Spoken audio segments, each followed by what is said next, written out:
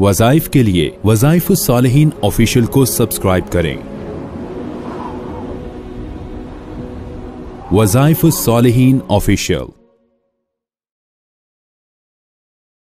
अल्लाह तबारक व तआला ने इस आयत के अंदर दो बंदों का जिक्र किया, दो बंदों का। इससे अगली आयत में भी दो बंदों का जिक्र किया। एक मिसाल देते हुए फरमाया उस शख्स के मुताल्लिक जिसको अल्लाह ताला महकूम बना दें और वो मोहताज हो जाए, और एक वो शख्स जो मालदार हो, पैसा अपनी मर्जी से खर्च कर सकता हो। और फिर इससे अगली आयत के अंदर अल्लाह तबारक व तआला ने एक गूंगे शख्स का जिक्र किया जो बोल ही नहीं सकता, और फिर फरमाया एक वो शख्स है जो सही बोल सकता है, वाज कर सकता है, तबलीग कर सकता है, समझा सकता है। तो अल्लाह ने ये चार मिसालें गोया के दी हैं और बड़ी अजीब अंदाज में दी हैं। खास तौर पे ये जो हमारा आज का दौर है, मुआशरा है, इसमें लोग हक बात बयान नहीं करते, माल होते हुए खर्च नहीं करते, और आदमी इस्तिताअत होते हुए अपने ज़राए इस्तेमाल नहीं। तो खास तौर पे जो मीडिया का दौर है, जैसे कि अल्लाह ताला ने कुरान पाक में दो मक्खियों का जिक्र किया है। एक मक्खी है जिसे जुबाब कहा कुरान में, और एक मक्खी को नहल कहा। ये नहल है सूरा। नहल कहते हैं शहद की मक्खी को, और जुबाब कहते हैं गंदगी की मक्खी। अल्लाह ने दोनों मिसालें कुरान में दी हैं। शहद की मक्खी का भी जिक्र किया और गंदगी की मक्खी का भी जिक्र का। गोया कि आज के मीडिया के दौर में हर बंदा स्कॉलर बना हुआ है, कमेंट्स करता है, लबकुशाई करता है, गालियां देता है, किसी पर एतराज करता है। तो आज हर बंदा सोच ले कि वो शहद की मक्खी है या गंदगी की मक्खी है, क्योंकि शहद की मक्खी क्या करती है, ये सूरह नहल में अल्लाह ने फरमाया कि वो पाकीज़ा फल और फूल पे बैठती है और पाकीज़ा चीज को ले लेती है, और इतनी उसकी नीयत सादिक होती है कि वो जब अपने अंदर वो चीज रस चूसती है फल और फूल का, तो उसके पेट से जो निकलता है वो भी इंसानों के लिए शिफा बना। वो बैठती भी अच्छी चीज पर है, खाती भी अच्छी चीज है और देती भी। और एक मक्खी होती है गंदगी की, जो बैठती भी गंदगी पे है, खाती भी गंदगी है, और जाके जहां बैठती है आगे लोगों को भी क्या पहुंचाती है, गंदगी ही। तो अब ये हाल है आज सोशल मीडिया का। एक बंदा कमेंट्स गंदे करता है, गलत करता है, किसी पे हुटिंग करता है, हिट करता है, गालियां देता है, वो गंदगी की मक्खी है। उसका बैकग्राउंड पता चल गया कि उसका ब्लड जो है दर हकीकत वो जुबाब है, गंदगी की मक्खी से बना हुआ है। और एक बंदा गलत चीज का भी अच्छा गुमान रखता है और किसी को गालियां नहीं देता, किसी पे हुटिंग नहीं करता, हिट नहीं करता, तो वो नहल है, शहद की मक्खी है, जो साफ चीज को ले लेती है, गंदी चीज को छोड़ देती है। और जो गंदगी की मक्खी है वो इंसान की खूबियां छोड़ देती है, उसकी गंदगी पे ही जाके बैठती है। तो आप शहद की मक्खी बने, गंदगी की मक्खी ना बने। आप अच्छी चीज लें, अच्छी चीज दें, और गंदगी से बच जाएं, गंदी चीज को ना सुने ना देखें। अगर किसी बंदे की खामियां भी नजर आती हैं तो आंख बंद कर लें और उसकी खूबियों का जिक्र शुरू कर दें। अब ये पता चला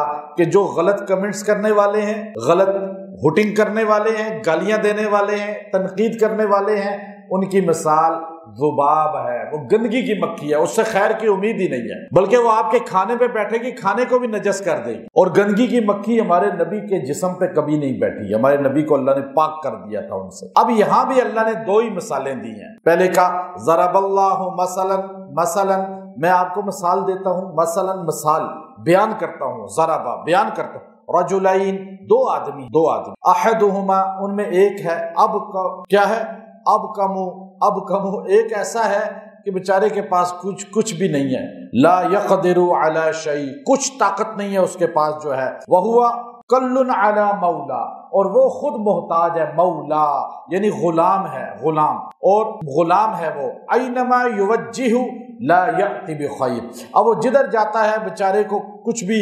यहाँ आप देखिए, इससे पहले ऊपर की आयत, पहले उसका तर्जमा कर लूं फिर इस पे आते हैं जो मैंने पढ़ी है। ज़रबल्लाहु मसलन अब्दा, बयान करते हैं आपके सामने एक अब्दा, एक बंदे की मिसाल। अब्दा गुलाम को कहते हैं, नौकर को। नौकर तो तन्हा पे रखो, फिर निकाल दो, वो तो अलग चीज है, वो जान छुड़ा सकता है। गुलाम अपनी जान ही नहीं छुड़ा सकता, वो तो बिक चुका है। अब्दा उसको कहते हैं। फरमाया ममलूका, वो मलकियत में आ चुका है किसी की। ला यक़दिरु अला शै, वो कुछ भी ताकत नहीं रखता, ना उसके पास पैसा, ना लिबास, ना ठिकाना, उसका अपना जिस्म भी अपना नहीं है, यही बिक चुका है। अब वो गुलाम है। फरमाया वमर रज़क़नाहु, او ومر رزقناہ، اور ایک بندہ وہ ہے جس کو میں نے بہت رزق دیا، منا رزقا حسنا، بہترین قسم کا رزق اس کو ملا، فہو ینفق منہ، پھر وہ خرچ کرتا ہے، سرا، اور فرمایا یا وہ جو ہے علانیہ طور جو چھپا کے کرتا ہے، وہ جہرا، یا اعلانیہ کرتا ہے۔ اب یہ ایک بندہ جو غلام ہے، جو محتاج ہے، غریب ہے، بدحال ہے، اور ایک مالدار ہے، بتاؤ اللہ فرماتے ہیں یہ دو بندے آپ کے سامنے ہیں، ایک خرچ کرنے والا اور ایک خود محتاج ہے، تو کیا حل یستوون، یہ برابر ہو سکتے ہیں؟ الحمدللہ، تو اللہ کا شکر ادا کرو نا۔ اللہ کہہ رہا ہے ہمیں کہ آپ کو میں نے ہاتھ پاؤں سلامت دیے، آپ کو میں نے آزادی دی، آپ غلام نہیں ہیں، آپ کسی کے یہ الگ بات ہے کہ ہماری حکومتیں غلام بن چکی ہیں یورپ امریکہ کی، لیکن اللہ نے ہمیں آزاد پیدا کیا اور اللہ نے آزاد بنایا ہے، یہ مملکت آزاد دی ہے اللہ نے ہمیں، تو اللہ نے کہا پھر کیا کرنا چاہیے؟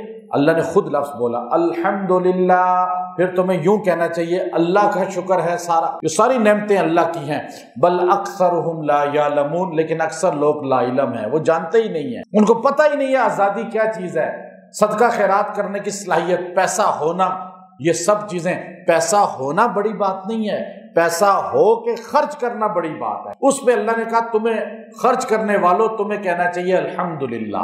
اور اب میں آخر میں بتاؤں گا پھر میں اس کا خاص ایک عمل بھی، وَضَرَبَ اللَّهُ مَثَلًا، اور اب مثال دوسرے کی سن لو، رجلین، دو آدمیوں کی، احدہما ابکم، ابکم کس کو کہتے ہیں؟ جس کی زبان نہ ہو۔ اب یہ بندہ ابکم ہے، گنگا ہے، بیچارہ بول ہی نہیں سکتا، یہ ہر جگہ جاتا ہے بس یوں گمسم بن کے بیٹھ جاتا ہے، کچھ بھی نہیں کر سکتا، سنتا ہے، دیکھتا ہے، لوگوں کی حالات دیکھ رہا ہے، لیکن کچھ کہہ نہیں سکتا۔ آج ہم سب گنگے بنے ہوئے ہیں، آج یہ سارے یہ ابکم ہے۔ اللہ نے کہا ایک تم میں ابکم ہوگا اور ایک تم میں سے، اب ابکم کیا ہے کہ جو دیکھے لیکن فیلنگ ہی نہ ہو، بول ہی نہ سکے کہ یہ غلط کر رہے ہو، صحیح کر رہے ہو، یہ گنگوں کی دنیا ہے۔ ابھی آج شادیوں میں جاتے ہیں اب کم نہیں ہو جاتے، جنازوں پہ بدعات رسومات دیکھ کے اب کم نہیں ہو جاتے، اور بازاروں کے ماحول، یہ ماحول دنیا کا۔ فرمایا لا يقدر على شيء، لا يقدر على شيء، اور اس کے پاس کوئی طاقت نہیں ہے، کچھ کر ہی نہیں سکتا۔ یعنی آج ہم بھی کچھ نہیں کر سکتے نا، اپنے آپ کو یوں مفلوج کر دیا ہے، گنگے بن کے بیٹھے ہوئے ہیں، ہمارے حکمران گنگے ہیں، آج فلسطین کے معاملے میں بول ہی نہیں سکتے، آج مسلمان سلطنتیں حکمران گنگے ہیں نا، اب کب ہوا ہے؟ آج سارے بڑے بڑے سورما گنگے بنے ہوئے ہیں، ظلم دیکھ کر گنگے بنے ہوئے ہیں، مہنگائی غربت دیکھ کر گنگے بنے ہوئے ہیں۔